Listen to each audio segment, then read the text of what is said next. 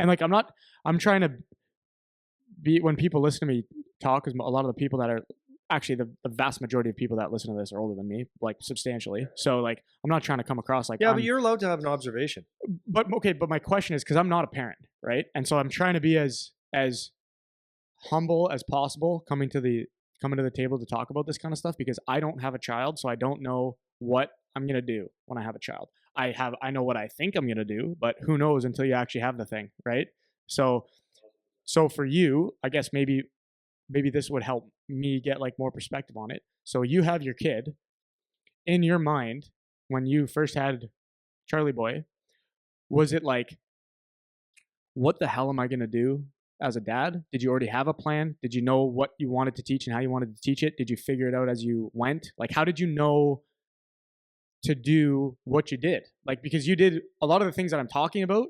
I feel like you did a lot of the same things my parents did, you know? And like, how did you know that? Like, how did you know where the line was and how to, you know, poke here, but not poke there, and push a little bit here, but not push a little bit there? Like, what was the process from like day one when he first came out? Like, how did you figure that out? Well, honestly, I'm writing a journal every day. Not every day, pretty much every day about this process, and pretty cool because it's an amazing thing. And the process is just basically like number one, and it involves every step of the process. It's just pure love. That's all it is. It's pure love. It's pure love. Like, and I mean that from the bottom of my heart. As weird as that might sound, everything is just pure love. And from love, when you have a child, and I would say it's the same as coaching. I always say coaching and parenting and coaching are the same thing. If you can coach like and like with care, you've got a good grasp on parenting.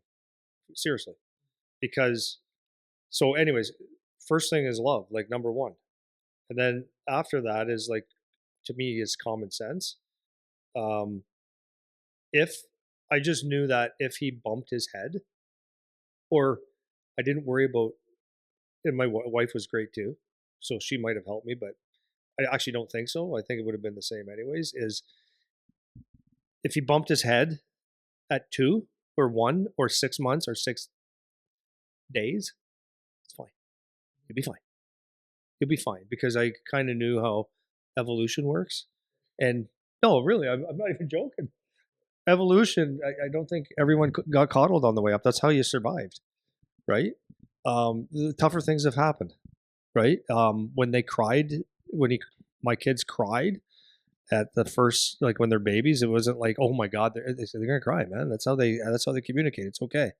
Feed them. I didn't worry about feeding them too much or too little. Like, everything's gonna be fine.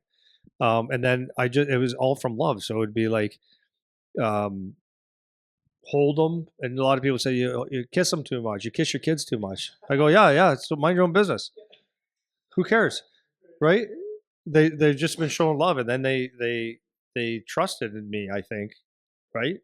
But anyways, it was like never, it was common sense. I talked to my son and my daughter and my other son as they were adults since day one. I didn't ever say, would you, I don't know, like make goo like when they were little babies. It was fun. I just joke around. But when I spoke to them, it was like, I spoke to them like a human. That's all. And I expected things from them. And then we wanted them to, shovel the driveway. Shovel the driveway. Well, too bad. Like, shovel it. Why do I have to? Right? Or why, like, not why do I have to, but like, shovel the driveway. It's not going to kill you, because you understand that people need pushes and nudges to do things, right? And then it was respect people, and love things, right? Like, respect was a big thing, and then be passionate about things that you're doing. And passionate's a weird thing to say, but honestly, do it and do it well. Like, try your best. Find something you love. What do you think the role of like asking questions played in it? Because like, I'm thinking about even with like my parents, I wouldn't go back and say like my parents were constantly asking me questions, but they would say things to make me question things. So maybe they didn't explicitly ask me like, oh, what do you think about this? Or what do you think about that? Like, you've given the example before where you talk about like judging people. Like, if you're, you came across somebody with any of your kids, that you'd be like, oh, what do you think of that guy? Or like, or how did you think that was, or whatever. I don't remember my parents necessarily doing that, like explicitly asking me a bunch of questions, but they would lead me down the path that made me ask a question myself of like, why is this like this, or why is this like this? I also remember having a little bit of a natural, like, I had an inclination to question things also a little bit.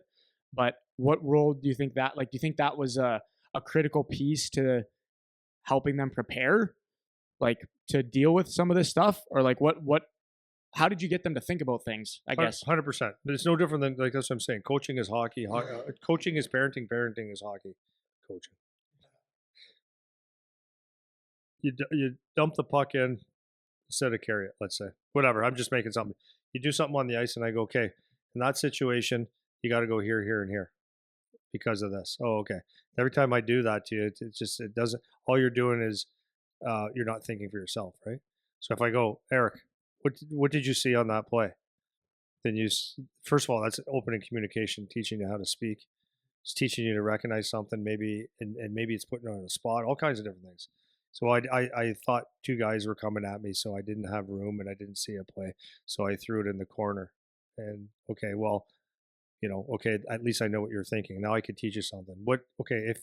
Is there anything that we could have did differently if we did that again? Then you say, yeah, maybe I could have, whatever, right? I don't even know what the scenario is. I'm just making it up as I go. But maybe I could have done this, or no, that was a good decision. Oh, okay. Getting you to explain your thoughts is huge. And for many, many, many reasons, right? So, but if I can get you to explain and come up with your own solution, then you're better off than me telling you every single time. So that's what I would say if you got a kid, is like, what is a solution? Like, what is something that you could have done other than that? So, as I've always said, hey, Dad, there's a dance on Friday night that all the kids are going to.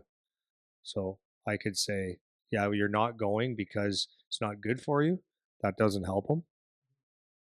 Or, yeah, go ahead because I guess you get to make all the decisions. That doesn't help them either. So the question always was, cool, do you think you want to go? I don't know. Means yes. I want to be with my friends. That's what it means. I don't know. It means yes. So, okay, so let's just think of what you got for the weekend. What do you have this weekend, son? I've got a game Saturday and I've got a practice, whatever. I got these two things. Okay. So who's going to be there? Then he starts going, everybody. Well, who are you going to hang out with? Is everybody. And then you start narrowing it down to people, and then they're coming to their own conclusions. Okay. So I'm going to let you make your decision. Then you're going to find out if it's good or bad, or if it's indifferent. I love that. So there's going to be most of the people that go there that I hang out with, and blah blah blah blah, and it'll be good, and I could come home at a good time. It should be fine, and it's worth it. And make that decision.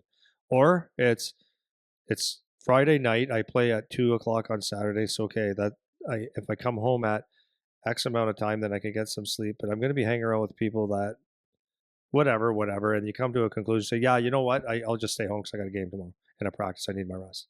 I need to eat well, right? So whatever decision they make is probably going to be fine. Just let them come to that conclusion on their own, and let them and experience it themselves, right? Yeah, interesting. I was maybe kind of this to close her down. I was talking this morning. We did our like nutrition whatever lecture thing this morning, and they were asking me about going to fall asleep. And they were talking about like I had a hard time falling asleep last night. A couple of them, so I was going through kind of like different things to help them fall asleep. Right, like what can you do? So between like the shit like body temperature and get your phone away and try to get things out of your head and all this kind of stuff. So yeah, so a big one that a lot of them were saying was just like, oh, I keep thinking, like I can't stop thinking, right? And like for a lot of kids, like this might be, maybe this is advice, I don't know, whatever. They don't know how to handle all the thoughts that they have, and like I remember being a teenager and it was the same kind of thing. Like there's so many questions, there's so many things you don't know, there's so many different scenarios that are happening, and there's as a teenager, like there's constant new input, right? Like everything is new all the time, from grade school to high school up until you're like in the end of high school, basically. And then even a little bit after that, it's like everything's kind of new all the time. So there's a lot of different things that you're constantly thinking about. There's a lot of unknowns. And we've talked about this a million times about mental toughness, like unknowns equals you're uncomfortable and nervous and all this kind of stuff. And so I was talking to them about, in the context of going to sleep, how what can you do to try to calm your mind? So I'm asking them for ideas. What do you think you could do? Some of them say, oh, you could read. So we went down the road of, okay, if you're going to read, what kind of things do you want to read? Like what's going to make you want to read? Most of them think that they don't like reading.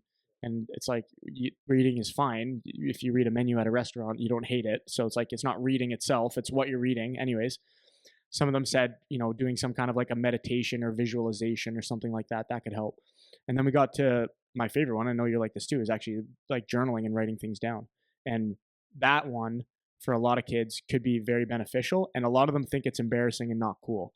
And one of the things, it was actually, I was directing more towards the girls I was chatting with today, because the one girl was talking about that, like I had a hard time falling asleep, I keep thinking about stuff, whatever. And I was saying, get a book. Like you can go find really funky looking journal, a really cute looking journal that you like to look at the end of the night, and it'll make you want to write in it. And like go get one of those and just write brain vomit. It doesn't have to be anything coherent, even just write whatever you think, as much as you think. And like that's a protected place that you can put things down and get it out of your head, so you're not just spinning. And if you start writing things down, you'll get to a point writing where like you're done writing now. It's like, okay, I'm good there. Like I can stop there. And most of the time that'll help you to fall asleep. So with that, like bringing it back to kind of what we're talking about, to get kids to understand what they think about things, that's actually a really good strategy. So maybe as a parent, you're not a very good communicator yourself. Maybe you've identified that or have self-awareness about that. You don't think about things super deeply, or you don't know what questions to ask or whatever. That's another avenue where it can be really helpful for kids to try to understand what they think and like clarify what they think about things and how to find solutions to problems. Because a lot of times, like if you write things down, this is another Jordan Peterson thing, like writing is no different than thinking, right? You have to put things down on paper and you realize like, that sentence isn't exactly what I think, or this isn't exactly what I mean, or that's not really the right word to describe what I'm feeling and whatever. And you start to sharpen it over time, and then you can really figure out how to manage your own brain that way, right? You can start to understand how you think about things and why you think about things, and you get that little bit of like that, you're observing yourself think, right? You get that little bit of separation to have some awareness about your own brain. And that's like a good secondary option if you don't feel that you can do that yourself as the parent. Like if you don't feel that you can poke them the right way, or even if you can and you just want to give them another way to do it without you, that's a really good thing that you can try to do. Because I do that. I started doing that in high school, but I didn't tell anyone about it because I didn't think it was cool. But I still have these papers from high school, like just scribbling on lined sheets of paper, like random stuff about whatever I was thinking. I still have these papers. And like that was the beginning of like starting to learn how to think, and actually sharpening up my own mindset about what's going on around me. And that all contributes to helping to build these qualities that we've been talking about for like an hour, So that's like another good kind of thing maybe you could point kids to if you feel like you might struggle with it as a parent, or you don't know what to say or what to do with it. Like that could be something to encourage them to do, or even do yourself. If that's not something that you've done before, and like you don't really understand your own mindset. And like this is something that I am constantly grappling with, because I don't know what the hell's going on in here half the time. Like I need to sort my own mindset out on the daily. Like I have a really hard time managing my own mind. And like I feel like a lot of people have that, so that might be like a good kind of thing to try, or maybe give your kids a push towards if you feel like they need something else.